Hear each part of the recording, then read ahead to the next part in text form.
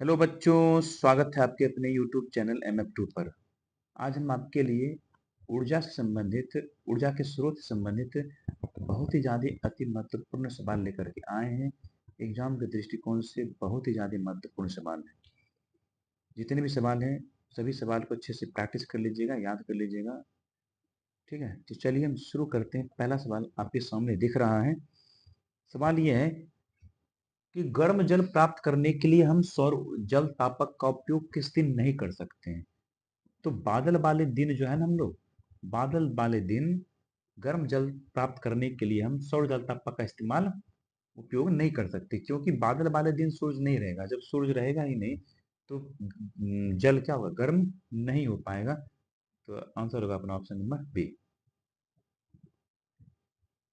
अगला सवाल है कि पवन विद्युत जनित्र में पवन की चाल कम से कम कितनी होनी चाहिए। पवन विद्युत जनित्र में जो है ना, पवन की चाल कम से कम होना चाहिए 15 किलोमीटर प्रति घंटा। तो आंसर होगा ए। अगला सवाल है कि जल विद्युत संयंत्र किस ऊर्जा को विद्युत ऊर्जा में बदलता है। बताइए, किस ऊर्जा को विद्युत ऊर्जा में रूपांतरित करता है विद्युत संयंत्र। जल विद्युत संयंत्र जो है ना, स्थितिज ऊर्जा को विद्युत ऊर्जा में बदलने का काम करता है। क्योंकि बड़े बड़े बांध बना करके जो जल को जमा किया जाता है, तो जब जल एकत्रित होता है तो उस जल के अंदर स्थितिज ऊर्जा जमा हो जाता है। और वही जल जब काफी तेज गति से बाहर निकलता है तो गतिज ऊर्जा के रूप में विद्युत ऊर्जा में बदलता है उसे। अगला सवाल है कि निम्नलिखित में से कौन जैव मात्रा ऊर्जा स्रोत का उदाहरण नहीं है। कौन सा जैव मात्रा ऊर्जा स्रोत के उदाहरण नहीं है। तो यहाँ देखिएगा, जैव मात्रा की बात कर रहे हैं तो लकड़ी, गोबर गैस और कोयला। लकड़ी, गोबर गैस और कोयला ये सभी जीव के अंश से ही बनता है, जैव मात्रा से ही बनता है। लेकिन ये नाभिकीय ऊर्जा में किसी प्रकार के जैव मात्रा की जरूरी नहीं पड़ता है। तो जैव मात्रा का स्रोत कौन सा नहीं है, तो ऑप्शन नंबर सी अपना आंसर हो जाएगा। जीवाश्म ईंधन का उदाहरण है, बताइए जीवाश्म ईंधन का उदाहरण कौन सा है। जीवाश्म ईंधन का जो उदाहरण है ना, वह है कोयला। कोयला क्या है, जीवाश्म ईंधन है। गोबर गैस, लकड़ी ये सभी जीवाश्म ईंधन नहीं है। निम्नलिखित में से कौन सा जीवाश्म ईंधन नहीं है। कौन सा ईंधन जीवाश्म ईंधन नहीं है, तो बताइए। ये जो है ना बायोगैस, ये बायोगैस जीवाश्म ईंधन नहीं है। बाकी प्राकृतिक गैस, पेट्रोलियम और कोयला ये सभी सभी जीवाश्म ईंधन है। आंसर होगा ऑप्शन नंबर ए। निम्न में से कौन बायोगैस ईंधन का स्रोत नहीं है। कौन सा बायोगैस ईंधन का स्रोत नहीं है, तो देखिएगा, बायोगैस के ईंधन का स्रोत नहीं है ये लकड़ी, गोबर गैस। ये बायोगैस इससे बन सकता है, लकड़ी से, गोबर गैस से। लेकिन नाभिकीय ऊर्जा और कोयला ये दोनों जो है ना, बायोगैस ईंधन का स्रोत नहीं है। तो आंसर अपना सी डी दोनों होना चाहिए। ऑप्शन यहाँ पर गलत दिया है, तो सी डी दोनों अपना आंसर हो जाएगा। सौर सेल बनाने के लिए किसका इस्तेमाल करेंगे। बताइए, सौर सेल बनाने के लिए हम लोग किसका इस्तेमाल करेंगे। सौर सेल बनाने के लिए हम लोग सिलिकॉन धातु का इस्तेमाल करते हैं। 1 मेगावाट पवन ऊर्जा जनित्र चलाने के लिए 2 हेक्टेयर जमीन चाहिए लगभग में। नाभिकीय ऊर्जा का स्रोत कौन सा है। नाभिकीय ऊर्जा का स्रोत जो है ना, वो नाभिकीय ऊर्जा का स्रोत, सॉरी मैं नाभिकीय ऊर्जा बोल रहा हूँ। नवीकरणीय ऊर्जा का स्रोत जो है ना, वो कौन सा है, नवीकरणीय। नवीकरणीय मतलब जो रोज रोज नया मिलेगा तो होगा सौर ऊर्जा। सौर ऊर्जा से नवीकरणीय ऊर्जा का स्रोत होता है। निम्न में से कौन सा स्वच्छ ऊर्जा स्रोत है। स्वच्छ ऊर्जा जिसमें धुआं ना हो, जिसमें प्रदूषण ना फैले, वो स्वच्छ ऊर्जा स्रोत होता है। तो कौन सा होगा, प्राकृतिक गैस। प्राकृतिक गैस जलाने से किसी प्रकार के धुआं नहीं होगा, तो यही स्वच्छ ऊर्जा स्रोत हो सकते हैं। निम्न में से उत्तम ऊर्जा स्रोत कौन सा है।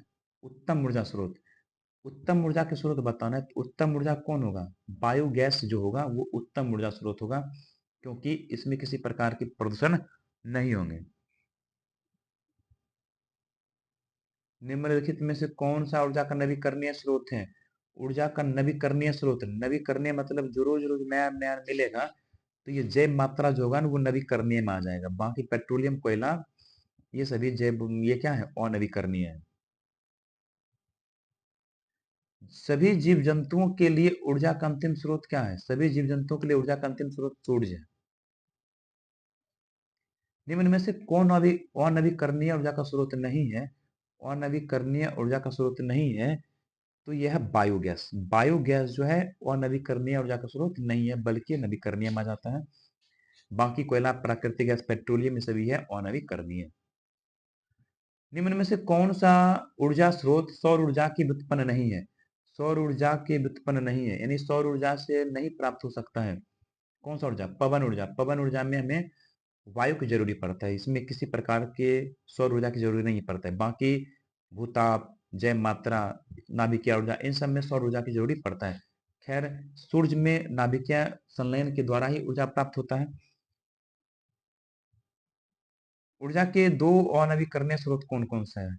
ऊर्जा के दो अनवीकरणीय स्रोत जो है वो है कोयला और पेट्रोलियम। ये है दोनों अनवीकरणीय स्रोत। अनवीकरणीय ऊर्जा, अनवीकरणीय ऊर्जा है कोयला से प्राप्त ऊर्जा। क्या है?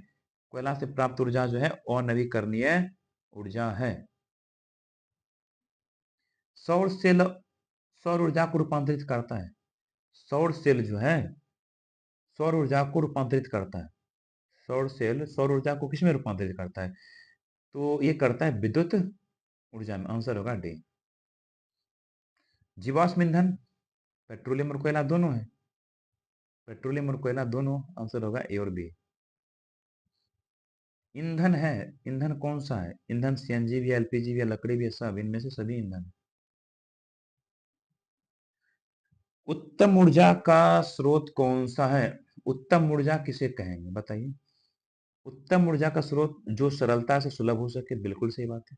जो प्रति एकांक आयतन अथवा प्रति एकांक द्रव्यमान में अधिक कार्य करे, बात सही है।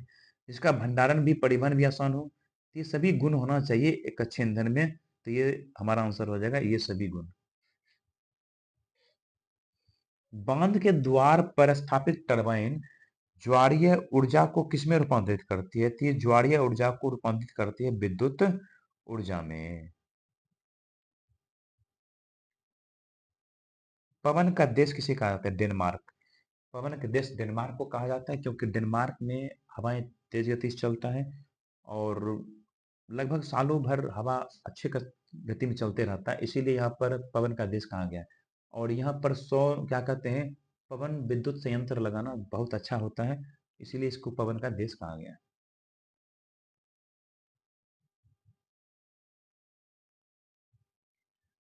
अगला सवाल है कि सूर्य तथा अन्य तारों की विशाल ऊर्जा के स्रोत क्या है? सूर्य और अन्य तारों की विशाल ऊर्जा का जो स्रोत है वो नाभिकीय संलयन। सूर्य और अन्य तारों के केंद्र में जो है नाभिकीय संलयन की मदद से ही क्या होता है, विशाल ऊर्जा मुक्त होता है। नाभिकीय संलयन में होता क्या है कि छोटे छोटे नाभिक जुड़ करके एक बड़े नाभिक का निर्माण करता है। हाइड्रोजन बम किस अभिक्रिया पर आधारित है बताइए? हाइड्रोजन बम जो है ना वो है नाभिकीय संलयन पर आधारित। तो आंसर होगा ऑप्शन नंबर डी।